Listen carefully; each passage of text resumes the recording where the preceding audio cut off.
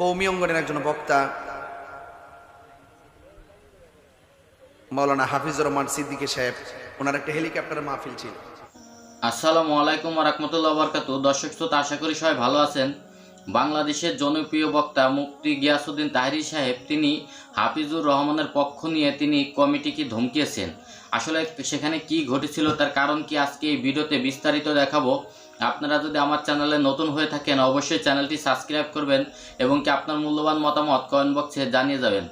দর্শক শ্রোতা, আসলে কমিটির সাথে হাফিজুর রহমানের কি নিয়ে দ্বন্দ্ব হয়েছিল সেই বিষয়টি একটি ভিডিও ভাইরাল হয়েছে। চলুন আগে সেই ভিডিওটি আমরা দেখে আসি। হাফিজুর রহমান সিদ্দিকী সাহেব একদম বেয়াদব। শুধু তাই নয়, আমাকে বলতে দেন, আজকে বলতে হবে। আপনারা মিডিয়া যারা আছেন আমাকে শুনতে দেন, আমাকে বলতে দেন। আমার কিছু কথা আছে, আপনারা যারা জানেন না আমি বলতে চাই, আমাকে বলতে দেন। দর্শক শ্রোতা, আপনারা দেখতে পেয়েছেন যে কমিটি কিভাবে হাফিজুর রহমানকে গালি দিচ্ছে এবং কি তার বিরুদ্ধে সমালোচনা করছে। দর্শক শ্রোতা, তার মূলত কারণ হচ্ছে তিনি মাহফিলের দাওয়াত নিয়ে তিনি মাহফিলে আসেনি। আর কেনই বা হাফিজুর রহমান মাহফিলে আসেনি সেই বিষয় নিয়ে মুখ খুলেছেন পীর মুফতি গিয়াসউদ্দিন তাহেরী সাহেব। তিনি এই বিষয়টা ক্লিয়ার করেছেন। চলুন তার সেই মূল্যবান বয়ানটি শুনে আসি।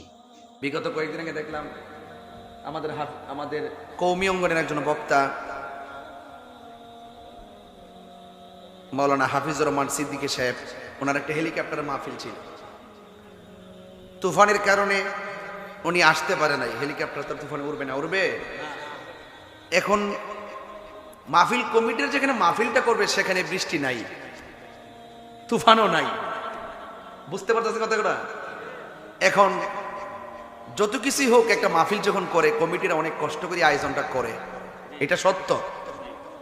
কিন্তু যেহেতু তুফানের কারণে হেলিকপ্টারটা উঠতে পারতেছে না, সেই বিষয়টা কিন্তু কমিটিদেরকে বুঝতে হবে। কথা বলেন ঠিক না?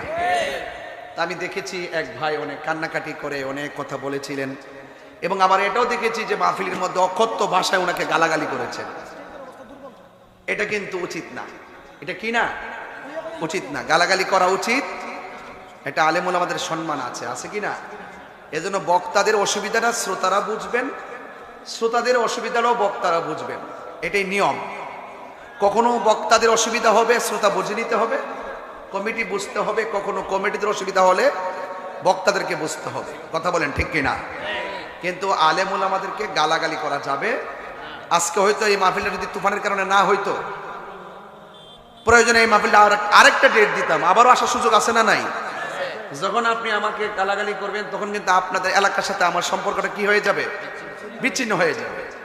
এই জন্য একজন আরেকজনের সুখ দুঃখ বোঝার চেষ্টা করবে। আমি এই বিষয়টা, তিনি যে কোনো অঙ্গনের হোক, আমি এই ব্যবহারগুলো আমি অনেক কষ্ট পেয়েছি। এগুলো উচিত নয়, এগুলা উচিত নয়। আজকে হয়তো সমস্যা, আগামীতে সুবিধা হলে আবার আসবেন, এটাই নিয়ম।